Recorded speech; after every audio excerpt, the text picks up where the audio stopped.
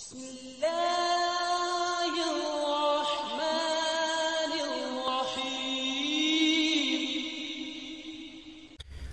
चलें आज की वीडियो जब शुरू करते हैं। आज की हमारी वीडियो फिजिक्स के ऊपर है, यूनिट 3 या 9th क्लास का डायनामिक्स। आज हमने इसका लेक्चर नंबर 4 जो है वो पढ़ना है। तो आज की वीडियो में हम लोगों ने क्या देखना है, हम लोग बेसिकली जो न्यूटन्स के लॉज ऑफ मोशन है वो कर रहे हैं। तो आज की वीडियो में हमने थर्ड लॉ ऑफ मोशन जो है वो देखना है न्यूटन का। ठीक है, तो जो न्यूटन का तीसरा कानून है मोशन के बारे में, उसके बारे में आज की वीडियो में हम लोगों ने जो है डिटेल से बात करनी है और कुछ उसके प्रैक्टिकल एग्जांपल्स भी जो है वो मैं आप लोगों को दूंगा। तो देखें, जो न्यूटन का तीसरा कानून है, थर्ड लॉ ऑफ मोशन है, वो डील करता है किन चीज़ों को डील करता है। वो डील करता है with the reaction of body when a force applied on it. मतलब जब किसी एक बॉडी के ऊपर कोई फोर्स अप्लाई की जाती है, ठीक है, तो उस फोर्स के बदले में वो बॉडी जो रिएक्शन प्रोड्यूस करती है या रिएक्शन देती है उसको डील करता है न्यूटन का तीसरा कानून। ठीक है, तो basically according to Newton third law होता क्या है, ठीक है क्या ये चीज़, इसमें वो कहता है फॉर एवरी एक्शन, मतलब जब भी आप कोई एक्शन करते हैं, ठीक है, जब भी कोई एक्शन किया जाता है, जब भी कोई फोर्स अप्लाई की जाती है किसी भी ऑब्जेक्ट के ऊपर, देयर इज़ अ रिएक्शन। ठीक है, उसका रिएक्शन आता है। तो जब भी कोई एक्शन होता है तो उसका रिएक्शन आता है। मैं आपको अगर आप लोगों को देसी एग्जांपल दूं, तो अगर आप किसी आदमी को थप्पड़ मारेंगे तो वो आपको क्या करेगा, वो भी आपको रिवर्स में बदले में आपको थप्पड़ मारेगा। तो that is called action and reaction for example. ठीक है, तो for every action there is a reaction. ठीक है, हर एक्शन के बदले में रिएक्शन है। विच इज़ ऑलवेज, जो हमेशा होता है, equal but in opposite direction. ठीक है, तो वो क्या होता है, इक्वल होता है लेकिन अपोजिट डायरेक्शन में होता है। अगर आप उसको थप्पड़ मारेंगे तो वो आपको थप्पड़ मारेगा, अगर आप उसको जो है वो डंडा लेके मारेंगे तो आपको डंडे से मारेगा आपको, फॉर एग्जांपल वो। ठीक है, तो कहने का मतलब ये है कि for every action there is a reaction, मतलब उसका कोई आप जो भी काम करेंगे, ठीक है, उसके अगेंस्ट भी कोई काम होगा जो कि इक्वल होगा और अपोजिट होगा। ठीक है, आपने जो काम किया होगा उसके इक्वल होगा लेकिन अपोजिट डायरेक्शन में होगा। क्लियर। तो फिजिक्स की लैंग्वेज में for every action there is a reaction which is always equal but in opposite direction. तो अब इसको जो है देखें, हमारे पास ये टेबल है, टेबल के ऊपर एक बुक पड़ी हुई है। अब बुक जो है इसका वेट है, ठीक है, वेट जो है वो डाउनवर्ड एक्ट कर रहा है इसका। ठीक है, तो वेट जो है, वेट ऑफ द बुक वो डाउनवर्ड एक्ट कर रहा है और ये क्या एक्शन फोर्स है। ठीक है, तो जो वेट है बुक का, ये क्या एक्शन फोर्स है और ये एक्ट कर रहा है डाउनवर्ड। अब जो टेबल है, टेबल की रेजिस्टेंस है, ठीक है, तो उसकी जो है रिएक्शन ऑफ टेबल जो है, जिसको रिएक्शन फोर्स भी बोलेंगे, वो अपवर्ड जो है वो एक्शन कर रही है, अपवर्ड जो है वो रिएक्शन प्रोड्यूस जो है वो कर रही है। ठीक है, अब ये दोनों एक्शन फोर्स और रिएक्शन फोर्स ये दोनों बैलेंस हैं। जब ये दोनों बैलेंस है तो बुक हमारी जो है वो क्या है, टेबल के ऊपर ऐसे रेस्ट की पोजीशन में पड़ी हुई है। ठीक है, लेकिन अगर अभी इस एग्जांपल में, बुक वाले एग्जांपल में देखें, तो जो एक्शन फोर्स है, जो बुक की एक्शन फोर्स है, जो कि उसका वेट है डाउनवर्ड, उसके बिल्कुल एग्जैक्टली इक्वल है रिएक्शन ऑफ टेबल। मतलब जो टेबल उसके ऊपर रिएक्शन फोर्स एग्जर्ट कर रहे हैं वो इक्वल है लेकिन अपोजिट डायरेक्शन में है। ठीक है, इक्वल है लेकिन अपोजिट डायरेक्शन में है, तो इसलिए ये क्या है, बुक जो है वो एट रेस्ट में है। ठीक है, तो इसको अगर मैं समराइज करूं तो हम कैसे लिख सकते हैं, action force is equal to reaction force but in opposite direction. ठीक है, तो जो एक्शन फोर्स होती है will always be equal to reaction force but in opposite direction. मतलब जो जिस डायरेक्शन में आप फोर्स अप्लाई करेंगे उसकी दूसरी डायरेक्शन में जो है आपकी रिएक्शन फोर्स होगी लेकिन सेम मैग्नीट्यूड होगा। ठीक है, this is called Newton third law of motion. For every action there is a reaction which is always equal but in opposite direction. Clear. अब एक और एग्जाम्पल देखें, तो अब मैं इधर लिख लेता हूँ न्यूटन का तीसरा कानून। ये देखें, ये हमारे पास बैलून है, गुब्बारा है हमारे पास। ठीक है, गुब्बारे के अंदर हवा भरी हुई है।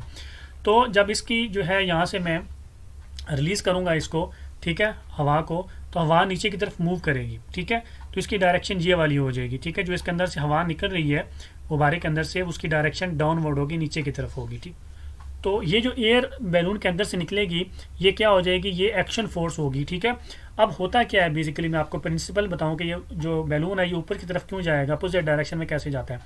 ये इसके अंदर से जब ये एयर जो बैलून के अंदर थी जब बाहर निकलेगी, इस एरिया में एयर होगी। ठीक है, तो ये जो इसके अंदर से निकलेगी एयर, इस बाहर वाली जो इसके बाहर जो एयर होगी उसको क्या करेगी, पुश करेगी इस डायरेक्शन में। ठीक है, इस डायरेक्शन में, जिस डायरेक्शन में एरो का साइन है, इस डायरेक्शन में उसको पुश करेगी। अब न्यूटन के थर्ड लॉ के मुताबिक ये उसकी क्या है, एक्शन फोर्स है जो अंदर से हवा निकल रही है वो। अब ये जो हवा इधर बाहर इसके जो थी जिसको वो पुश कर रही है, ये उसके अगेंस्ट क्या करेगी, रिएक्शन करेगी। ठीक है, और रिएक्शन इस डायरेक्शन में करेगी, अपोजिट डायरेक्शन में करेगी। ठीक है, ये जो इसके अंदर से हवा निकली है उसने इस बाहर वाली हवा को क्या किया है, पुश किया towards this direction, according to Newton law there is a reaction. ठीक है, ये वाली जो हवा है बाहर, जो गुब्बारे से बाहर जो हवा पहले से मौजूद थी, वो उसके अगेंस्ट जो है वो रिएक्शन करेगी, ऊपर वाली तरफ रिएक्शन करेगी, और ये बैलून क्या करेगा, ऊपर की तरफ मूव कर जाएगा ऐसे। ठीक है, आप समझ आए कि बैलून जो है वो कैसे ऊपर की तरफ मूव करता है। तो जो अपोजिट फोर्स होगी और साइड एयर की, वो पुश करेगी बैलून को ऊपर की तरफ, that is called reaction force. उसको क्या बोलेंगे, रिएक्शन फोर्स बोलेंगे। तो एक्शन फोर्स कौन सी होती है, जो इसके अंदर गुब्बारे के अंदर बैलून के अंदर जो हवा होगी, जब ये रिलीज होगी बाहर की तरफ आएगी, ठीक है, तो ये जो बाहर हवा होगी इसको पुश करेगी इस तरफ, इस डायरेक्शन में, that is called action force. और वो जो हवा बाहर होगी जब उसको पुश किया जाएगा, उसको धकेला जाएगा, तो वो भी इसको धकेलेगी, अपोजिट डायरेक्शन में पुश करेगी।